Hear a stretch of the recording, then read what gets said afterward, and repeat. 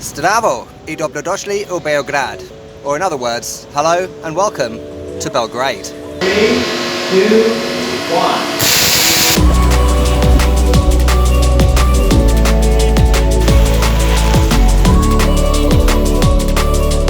Serbia.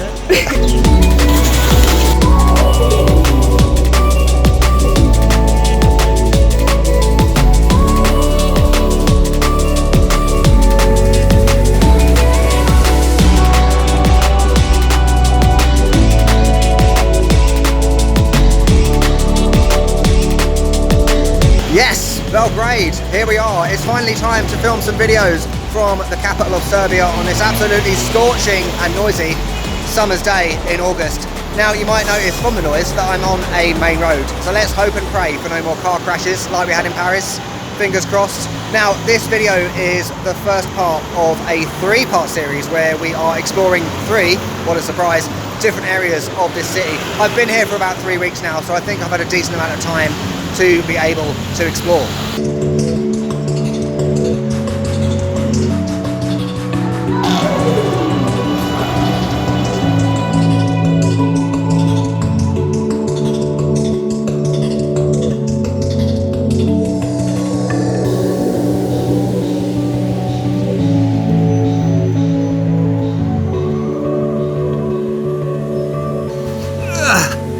Now, if you want to catch the rest of the videos in this series, don't forget to subscribe. And before we get started, there's a question I want to ask you. If you're not from Belgrade or you've never been to this city, what is one preconception you have about Belgrade, or indeed Serbia as a whole?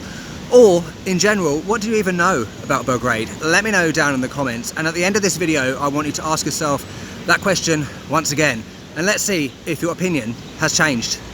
Now this video also has a very special difference in comparison to other videos I've done in the past. You might remember that about 7 months ago in January, that's 8 months ago, I did a DNA test with myheritage.com, and in that video, in that DNA test, I discovered that I'm actually 31% Balkan. Now, I know what you're about to say, those DNA tests aren't always entirely accurate, and yeah, that could be argued as true. However, it did very much match up with what my mother told me in terms of what she believed about her family history. So I'd already been to Poland, I'm part Polish as well, so I thought, where could I go to explore a bit of my heritage? Belgrade, perfect. Obviously, you know, my ancestors might have been elsewhere in the Balkans, but Belgrade's a good place to start. So I want to really check out things like history, food, and potentially walk on the streets that my ancestors walked on in the past. And if you want to do a DNA test yourself, check down in the description below, because there's a discount code in terms of free shipping when you buy a DNA testing kit with MyHeritage.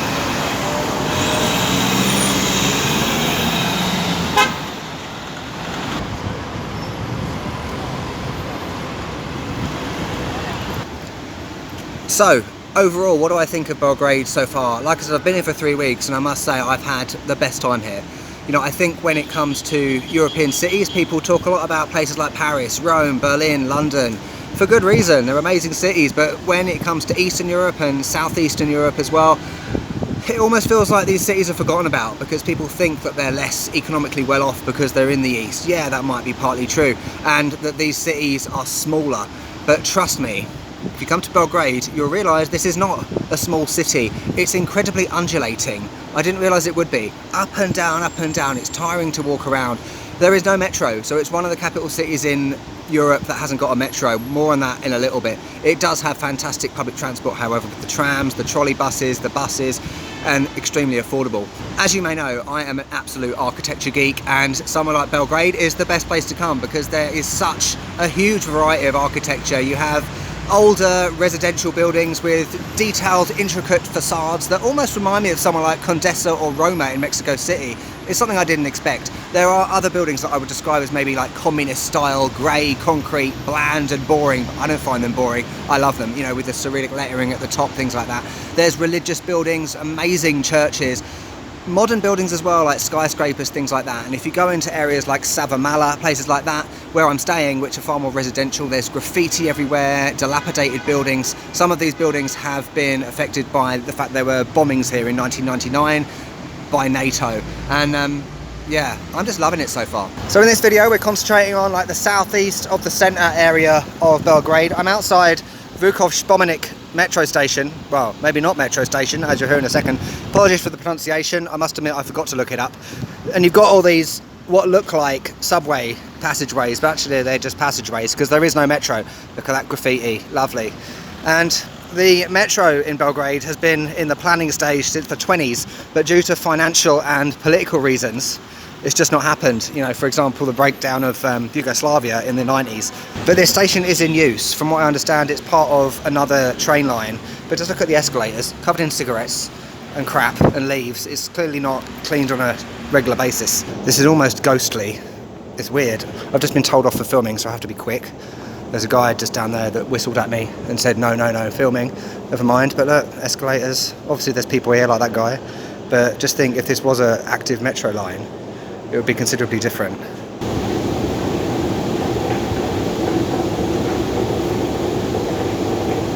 So I snuck past the guy who told me not to film, and we got down here. Huge long escalator with these changing lights. It's amazing. And I just love these metros in countries like this. It's similar to like in Kiev in a way, like these arched roofs. There you got the train going by. Wonderful. But just think again just how busy this would be. Hey. Okay, we're getting out of here before we get told off a third time. Right, it wouldn't be a day on YouTube without being thrown out of a public place. Therefore, we're going to go to another one. We're going to go to the museum, which more than likely will result in me being thrown out on my arse. But we'll see what happens. If you're not a Google Maps person and you prefer going old school, Belgrade is really easy to get around. So there are these map things everywhere all around the city so you can find out where you're going. And in terms of transport, despite having no metro, like I said, there are trams, trolley buses. You can see one coming in the distance. There are various different types. There's a green one, there's a red one, and then a newer modern version. There we go.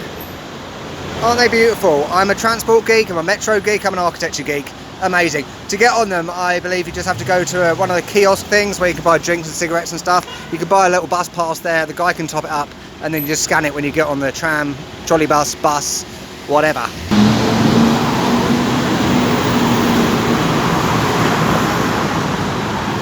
So what were my preconceptions of Belgrade and Serbia before I came here? Emphasis on the word before. This is where naivety and ignorance come in, and the fact that I've been here now for 3 weeks, I've learned a lot more about what Belgrade is really about.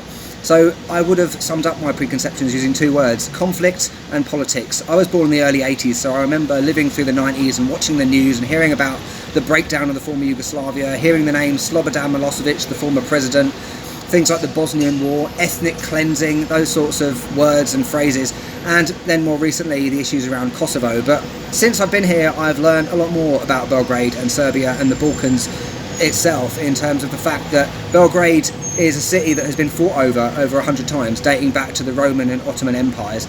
I never realised that. It was a city, and remains to be a city, that has huge influence in this part of Europe. And in terms of Kosovo, you know, let's talk about that for a moment. This is where it gets slightly controversial. As far as the US and the EU are concerned, they recognise Kosovo as an independent state. Their Declaration of Independence was recognised. However, as far as I'm aware, from a Serbian point of view, it's not. Kosovo is part of Serbia, and I have an English student from Belgrade, so it's not just the case that I've looked this up on Wikipedia. She told me that, in terms of the fact that most Serbians believe that Kosovo is still part of Serbia. Let me know what you think down in the comments. If you're from Kosovo, perhaps you feel differently, I don't know. But let me know down below, it'll be interesting to hear. We're at our next stop now, a museum, the Nikola Tesla Museum. Albert Einstein was once asked, what does it feel like to be a genius? He said, I don't know, ask Nikola Tesla. If you don't know who he is, and you're thinking, well, what did he do? Electricity, basically anything to do with electricity. The Tesla coil, the AC current. It's something we take for granted, right? You know, using a hairdryer, using hair straighteners, using a washing machine. Probably wouldn't be able to do many of those things if it wasn't for this guy. So we're going to check out this museum. 3, 2, 1. And the last time. 3, 2, 1. And the last time.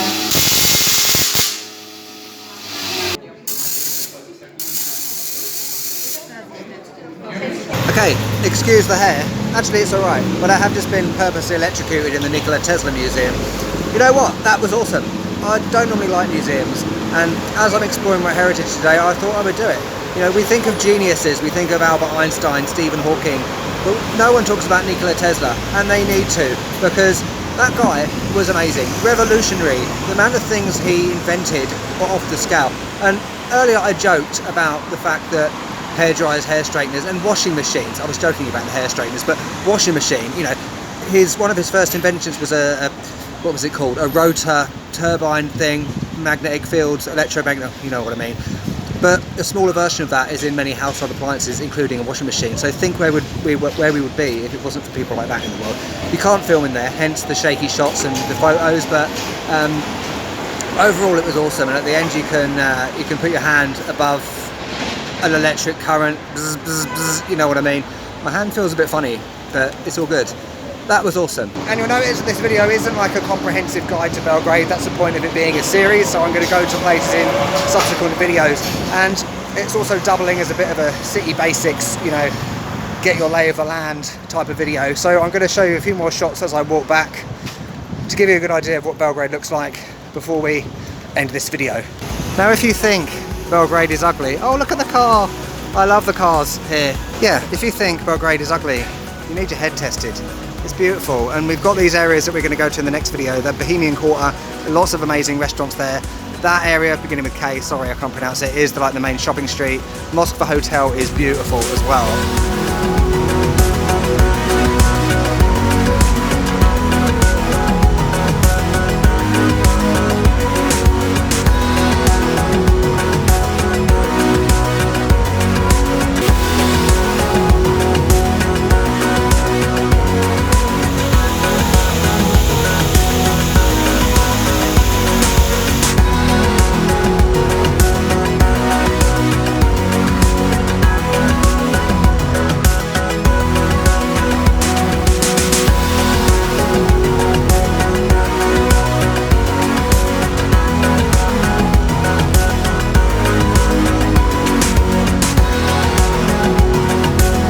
Couple of other city basics while you're here. If you're worried about language, don't be, because English is widely spoken. However, as I will always say, learn some basic Serbian. It doesn't take a genius to learn a bit of basics. Dobro veče, do viđenja, hvala, things like that, and it goes a long way when you are in a situation where people might not be speaking English. Look at the Cyrillic lettering up there. I love it. And also, you know, if you can learn a bit of Cyrillic, that's great. And if you have a bit of a grasp of other languages, then it does help recognizing some Cyrillic lettering. So for example, the word apoteka in German is pharmacy, and it's very similar in Cyrillic. So for me, it's okay to recognize, but yeah, you're not going to have too much of a problem here in terms of language.